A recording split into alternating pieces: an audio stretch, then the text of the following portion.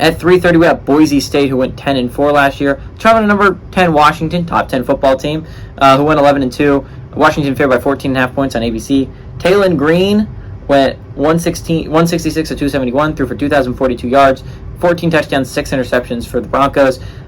George Holani on the ground had 221 carries for 1,157 yards. 11,000 would be crazy. And 10 touchdowns. Latrell Caples on the ground had 51 through the air, had 51 catches for 549 yards and 4 touchdowns. Michael Penix Jr. through the air went 362 of 554, threw for 4,641 yards, 31 touchdowns, 8 interceptions.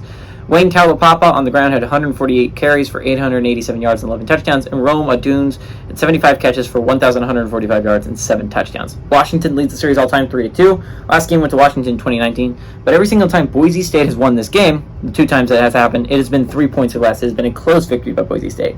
Every Washington win has been more than 2 possessions. So the real question is, who do you think is going to win? If you think it's Washington, they probably blow out Boise State. If you think it's Boise State, they eke by Washington. That has just been what's happened over the years. Can that change? Of course.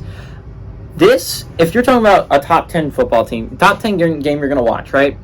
And we're not talking about LSU FSU. If you take out that game, what top 10 team do you think has the best chance of being upset this weekend? Washington's got to be high on that list. And that list is 2 teams, right? It is Clemson and Washington, right? Because those are the only 2 teams I can think of in the top 10 where you think the other team has a legitimate shot at beating them. This has got to be the 2 lowest spreads of the day, right? Like Duke is coming off a 9-win season. They have a legitimate shot at beating Clemson. I feel like that's not a really ridiculous statement. Boise State's coming off a 10-win season. Sure, they lost, I think, the Mountain West Championship to Fresno State. Still a really good Boise State team. They bring back a lot of talent. Washington also brings back a lot of talent. This was a 11-win Washington team. This was a Washington team that, if they don't lose the heartbreaker to Oregon or the heartbreaker to Arizona State, they're a playoff team. Like, that's crazy to think about, but that's how close the Huskies were to the playoffs last year.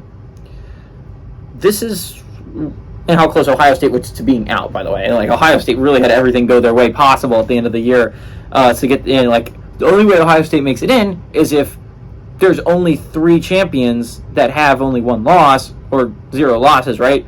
They only needed one thing really to happen that weekend. They needed USC to lose to Utah, and they got that. So that's what's really cool about that. Yeah, I think this game could be really good. I think I said, I like the Broncos a lot. I like the Huskies a lot. I think the Broncos can hold this close. I think the Broncos, if you're talking about a team that is unrated, that has a chance to beat a top 10 team, it's this one. It is the Broncos. I think Washington wins this. I think they're a top 10 team still. I think this is a really good team. But I think this is one of the better games of the day. Give me Boise State to cover that 14.5 point spread, but Washington to win outright.